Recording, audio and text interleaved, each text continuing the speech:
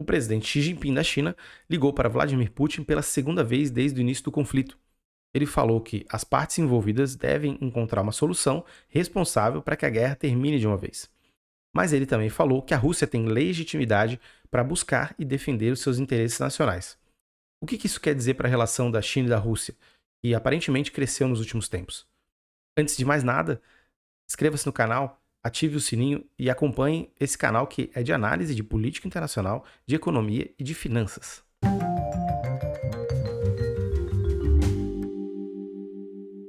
Olá, meu nome é Bruno Hemming, eu sou economista e eu sou internacionalista.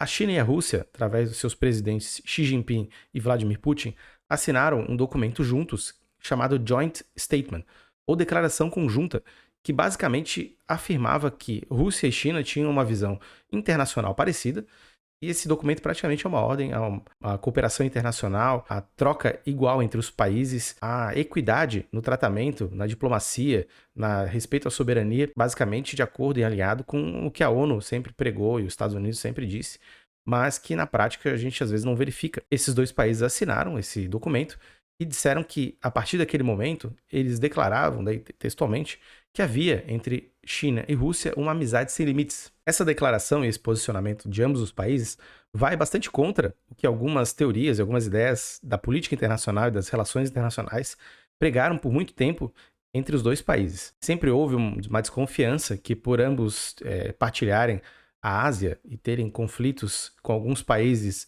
dentro da região e possivelmente entre si, como houve durante a Guerra Fria, isso faria com que os caminhos de ambos se separassem em algum momento.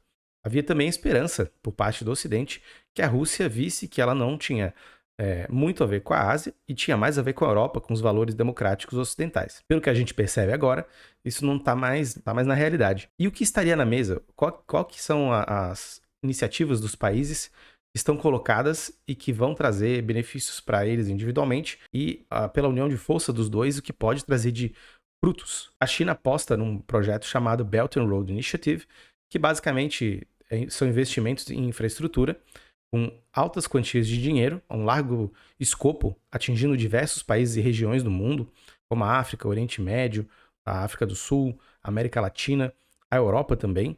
E isso se divide entre uma Belt and Road Initiative que vai pelo lado tecnológico, outra que também atinge o Ártico, que é do interesse da Rússia, e claro, a Belt and Road, que é a Belt and Road, a primeira que foi colocada na mesa, que é um investimento em larga escala, pelos canais da infraestrutura, pelos canais do investimento de longo prazo.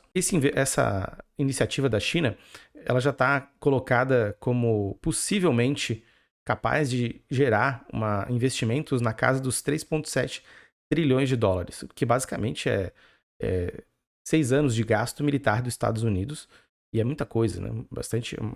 É um movimento econômico e financeiro bastante grande, com responsabilidades financeiras muito grandes, mas que vai mudar a cara de muitos países, porque muitos países, por exemplo, da África subsaariana, vão receber investimentos chineses, ao contrário do que acontece hoje em dia, que as instituições multilaterais deixam de fora muitos desses países e acabam aplicando penalidades e condicionalidades muito grandes para que eles sejam atendidos. E isso não se provou robusto, isso não se provou bom ao longo do tempo. Já a Rússia tem um direcionamento econômico diferente da China.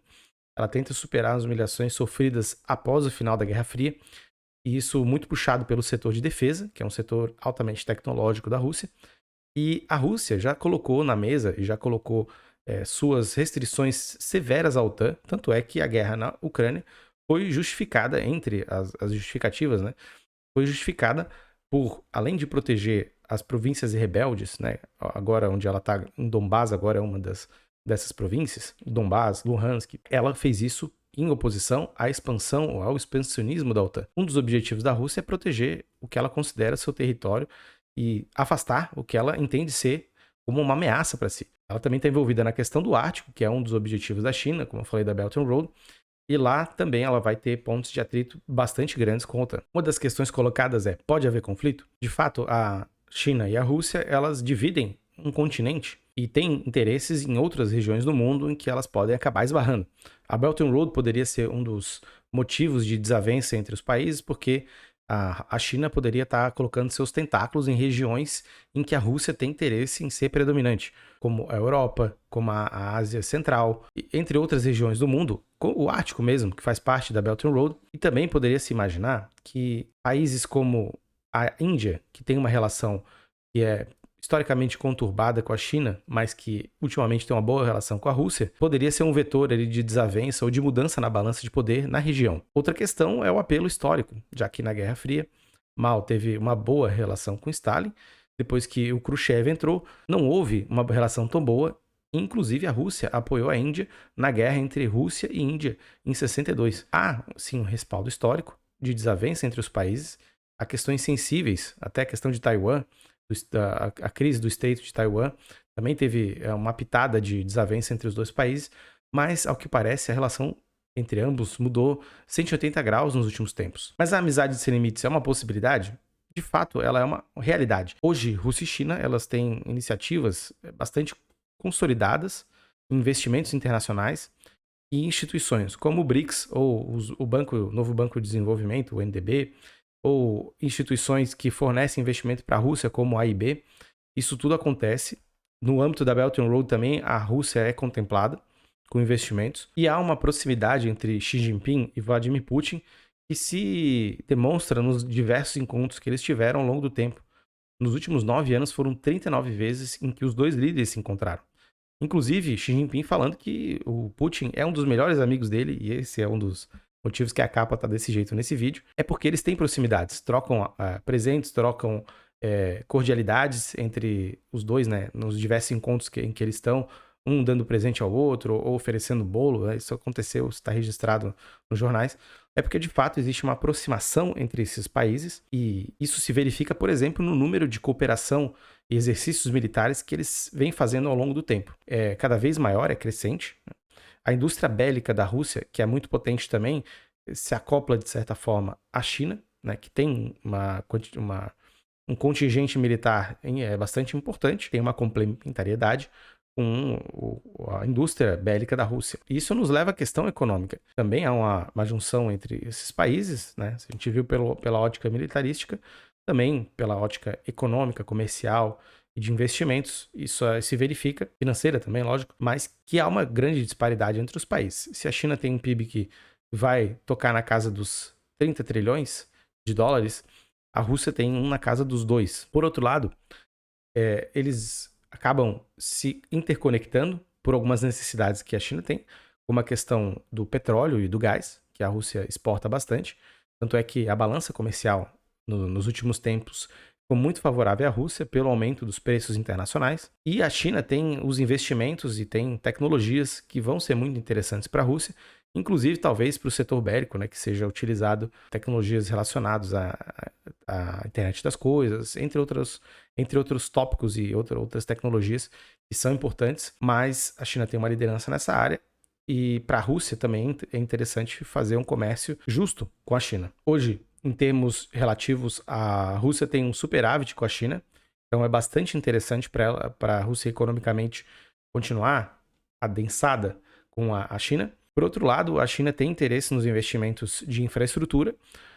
Um deles, né, que aconteceu no rio Amur, que é a divisa, né, que vai conectar Rússia e China e que vai transportar 1 milhão de toneladas em bens por ano. Uma ponte bastante grande, com proporções bastante importantes, e que é um fato simbólico, né, uma ponte unindo os dois países, né, nada mais fortuito do que isso ser feito agora e ser anunciado agora. Não longe disso, a ligação entre Xi Jinping e Putin, que eu comecei falando, teve um conteúdo de buscar conexões financeiras, industriais, tecnológicas com a Rússia, né, e fazer com que eles adensem cada vez mais isso, obviamente dentro do escopo da Belt and Road Initiative, mas rumando para o mundo em que eles vão precisar cada vez mais um do outro. Eles vão precisar contar com o outro para que haja um certo equilíbrio entre o Ocidente e as pretensões desses dois países no plano internacional. A questão é que a união entre esses dois países, e eles se conectarem cada vez mais agora, constitui como se fosse uma forma de hedge, de proteção para ambos, para o que pode acontecer. A primeira questão e vocês podem ver aqui no meu vídeo das sanções que deram contra a Rússia, as sanções econômicas foram um ponto cortante, um ponto de mudança muito grande. Obviamente elas foram aplicadas em menor escala no Irã com seus problemas nucleares, e que também vai ser tema de um próximo vídeo nosso. Ele foi um desafiador da ordem dos Estados Unidos, numa região muito estratégica, com muitos recursos, como é o Oriente Médio. Então, para o Irã foi aplicadas sanções pesadíssimas, o Irã sofreu bastante, e é uma economia que sofre muito mais do que a economia da Rússia, por exemplo, e ainda muito mais do que a economia da China. A Rússia, por sua vez, por mais que houvesse desconfiança do Ocidente em relação a ela, desconfiança da Europa em relação à Rússia, os movimentos do Putin, pela Europa achar que o Putin é autoritário, que há uma autocracia acontecendo na Rússia com perseguição política, isso não impediu com que os planos da Europa mudassem em relação à sua segurança energética e ela entregasse isso nas mãos da Rússia, abrindo mão de plantas, né, nucleares e atrasando a sua transição energética para energias renováveis e abraçando o gás russo, que é extremamente barato, canalizado, né, pelo Nord Stream e a Nord Stream 2, que acabou não saindo plenamente do papel, né?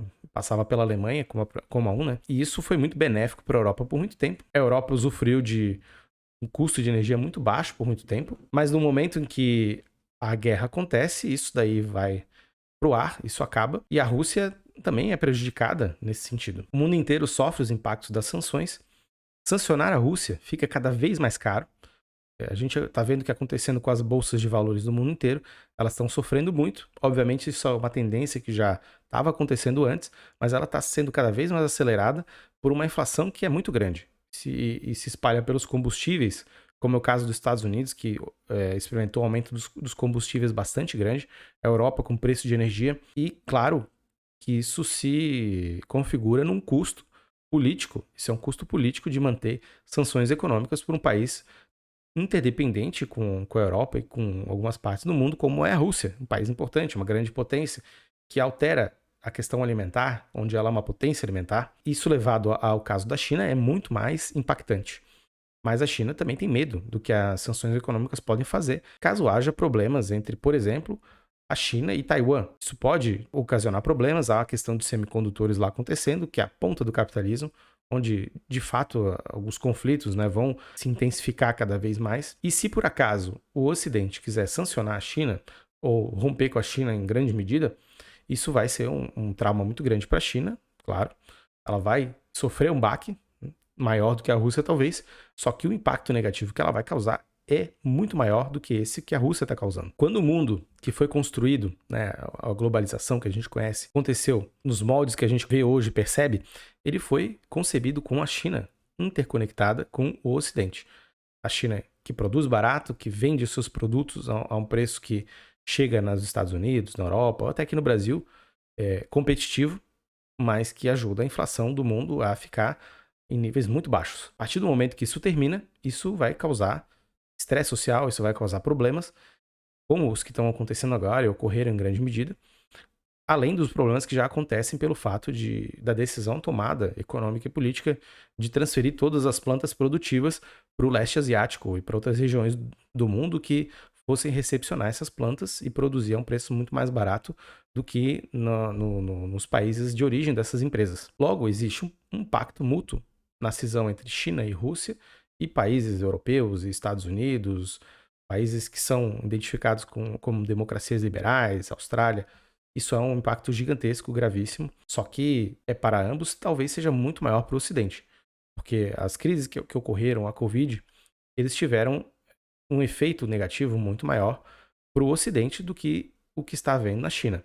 Por mais que a China tenha passado por lockdowns e agora está saindo de alguns outros entrando, e não se tem certeza do que vai acontecer com a economia na China, para lá existe uma perspectiva de crescimento maior do que existe para o Ocidente. E a forma como esses países lidam com essas questões, ela é muito mais robusta. E isso pode ser aplicado a outros momentos de fratura, de cisão, de estresse internacional. Por isso que a aliança entre Rússia e China está colocada nesses cenários possíveis para o futuro, está colocada agora, e é uma questão que é de segurança econômica, é um hedge, né, como eu falei, mas é de segurança militar, segurança de defesa, segurança alimentar também. E isso ela já tem uma visão de longo prazo que pode acontecer e provavelmente vai acontecer. E elas reviverem brigas do passado ou disputas territoriais que podem ser sim sensíveis para elas, mas que vão ser muito menos importantes do que os desafios que estão colocados aí na frente. Já para o Ocidente, A postura do Ocidente permanece a mesma, eles ainda estão irredutíveis, né, em relação à forma como lidar com a Rússia, por exemplo, e provavelmente a forma como lidar com a China, porque o Biden já disse que caso a China tente alguma coisa contra Taiwan, os Estados Unidos vai intervir. Então, cada vez mais fica colocado pra gente que essa aliança, por mais que ela tenha um histórico problemático para esses países, ela está cada vez mais vivendo um outro momento, vivendo a realidade de hoje e rumando para ficar mais estreita e mais adensada entre esses países. E o Ocidente, pelo jeito, parece que não tem muito o que fazer para impedir isso. Mas por hoje era isso. Obrigado a todos. Lembro de novo a vocês, se inscrevam no canal, ativem o sininho. Vamos fazer esse movimento de análise política, de economia, de finanças, crescer cada vez mais. Muito obrigado e até a próxima.